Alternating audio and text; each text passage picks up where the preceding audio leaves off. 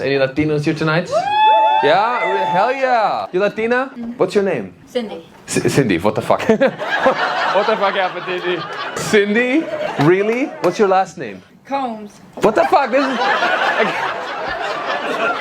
I thought you were gonna be like Maria Favarella de la Noche or something like that, you know? Cindy Combs, that's the most... I couldn't have come up with a more white name. What the fuck happened here? So what happened to your Latina-ness? My maiden name is Ramirez. Okay, Ramirez, there you gotta start with that. The Ramirez, it's hot, you know what I mean? The fucking Latin accent. I'm so jealous of that shit. I just feel like we Germans have no swag, you know? We're not sexy. We either sound super aggressive or a little bit gay. I mean, the Germans, yeah. In every movie, we Germans were always like, fuck you or fuck me, you know? Did you guys tell your kids you love them? Of course. Like saying, I love you? Yeah. Damn, that's crazy, dude. Fuck. What about your German parents? Never. That was so real. I love it. Oh my God. No, my mom, I know she loves me. We just don't say I love you. In saying it, I would tell my mom, I've never said I love you to my mom either. Like, it's just like, it's something we don't say because it's like this weird thing. I feel like a weasel if I say it. And also, I truly think if I told my mom I loved you, I think she'd be like, Mario, I think we should just be friends. You know? I'm just afraid that's going to happen, man. Because also saying it in German is so different. Saying I love you, ich liebe dich, in German, it holds so much more weight than in America. Because in America, dude, like I had like girls at Coachella tell me they love me because I gave them a cigarette. You know what I'm saying? I think you can only say I love you in Germany when Germany just won the World Cup. You're both drunk, yeah? Germany won by 7 goals against Brazil. By 6, okay, fuck. And the person you're talking to has just been diagnosed with terminal cancer. Then and only then. You can look at them, say, ich liebe dich. Look away. And never talk about it again. I think that's how I go. My wife is learning German right now on Duolingo. She learned one sentence. She learned, Die Eule spielt jeden Tag Schach, which means the owl plays chess every day. And she's been going around Germany very successfully. My mom is also tough because my wife, she wants to impress my mom with the German skills and stuff. My wife is over and we're having a nice dinner. My mom cooked for us. My wife, very sweet, she wanted to say thank you. So she goes up to my mom, Heike, danke schön. And my mom, she was like, Hä? My wife was like, danke. Hä? So I told my mom, I was like, hey mom, she's saying danke schön. My mom was like, oh, yeah. And she left. And she left. Who's Argentinian here? There's way too many Argentinians at my show. I can't believe it. It's suspicious when there's that many Argentinians. Where are you from in Argentina? Buenos Aires. Buenos Aires. Ah, I said that with passion. When I was young, I used to play basketball, and there was a place called Villa Ballester, which was a neighborhood. The funny part, when we played against that team, we were all tall, blonde, yeah. Superior, I know. Yeah. All blonde superior. I know, I get it. You lost against a guy named Alejandro Himmler.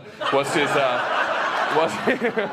They play like Blitzkrieg, yeah, I get it. No, but my wife, I was very nervous when I started dating her. I was like, Mario, you're dating a Jewish girl, you can't fuck it up. So I learned everything about Judaism, okay? I learned about the language, I learned about the holidays, I learned about how to run Hollywood, okay? I learned everything. I even learned some Hebrew to impress her. You know, I was like, hey, shalom aleichem.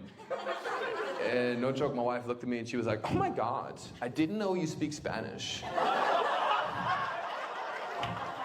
She's not very practicing Jew, you know. And here's the fucked up thing, even though she's not very practicing, she always uses my German guilt against me when she needs it, and it's really fucked up. I had a dinner reservation with her a couple weeks ago, and I was like, hey baby, we need to leave at 7 p.m. on the dot. Yeah? And I'm in the car ready, waiting at 6:55, like a good German.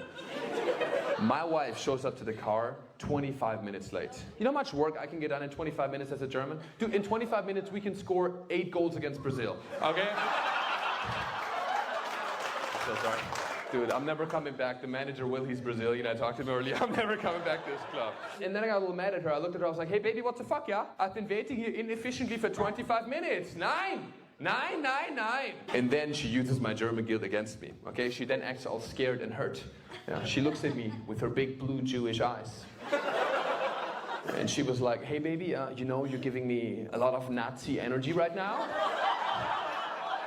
I can't do anything, man. Just got me by the balls. Has anybody tried to go to Berghain to one of these clubs? You've gone? Yeah, they looked at us and it was 9. That's right, that's right. The bouncer at Berghain is this guy named Sven. He's got like a teardrop tattoo. Literally, going to Berghain, they want to figure out if you're techno enough to get in there. And he looks at you for 2 seconds to scan your soul. It's like the sorting hat in Harry Potter. He checks your soul to see which house you're going to. And I went there, my first time I went there was with a British friend. He had like a Burberry trench coat, which you can't wear there. You can't look like you have money. You have to look like you don't want to be there. Really. I wanted to get in so bad. I was like 18 years old, first time in Berlin, you know, and then the bouncer comes out and he like literally, he looks at me for 1 second, scans my soul, and I was like, please let me in. I was like Harry Potter. I was like, Gryffindor, Gryffindor, Gryffindor. He looks at me, he goes, Hufflepuff. I was like, fuck, you know. No, he rejected us. It hurts. It hurts, yeah. I have rejection issues from my mom already. I don't need Berghain rejection issues also, yeah. Fun fact, do you know that Elon Musk was rejected at Berghain? I just heard about this shit recently. That's fucking funny, dude. Because he's like also kind of space Hitler right now a little bit, you know what I'm saying? So it's like, it seems like you get rejected from art school or Berghain and you become, you know. You know that all Disney fairy tales are based on hardcore German fairy tales? But then Disney changed the original version because American kids are too weak to handle the truth. Yeah? Sleeping Beauty, the American version, right? The princess, she's in the castle, yeah, she's asleep. Then the prince comes, kisses her. She wakes up and they're happy ever after. It's false information. In the German version from the 1800s, here's what happens, right? The princess, she's in the castle, she's asleep, yeah? Then the prince comes, kisses her. Nothing happens. So he fucks her. Yeah? Oh. And I know, this is not necessarily the story that makes you feel warm and fuzzy inside. But which one do you think is more realistic? Yeah. Then what happens in the German version, the princess actually gets pregnant, yeah? She keeps the baby because she lives in Texas. Yeah? Now, I know you guys look at me a little traumatized. You guys are like, how the fuck could you tell this story to your kids? But which of these stories do you think prepares American girls better for college? I'm just afraid that American girls are going to see Sleeping Beauty on Disney and they're going to be like, oh my God, so all I got to do is I got to be pretty, lay down, pretend I'm asleep, and then a prince will come and save me. No, you get fucked, stay alert, yeah? Buy a pepper spray, okay? Let your armpit hairs grow, do whatever it takes, yeah? You have the Adidas on, you're German? Oh, I'm Russian. I have a German boyfriend. You have a German boyfriend? Two very emotionally unavailable nations. How is y'all's relationship going? Is there a lot of passion in your relationship or just a lot of domination? Do you guys talk about the war at all? Yeah. Yeah?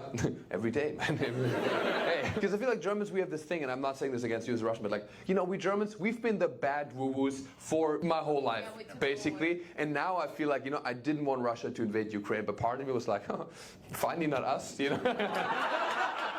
At least it's not us, dude. Oh my God. Now it's a focus on the Russians. And now we Germans can be like, oh, this is unbelievable. What is happening, yeah?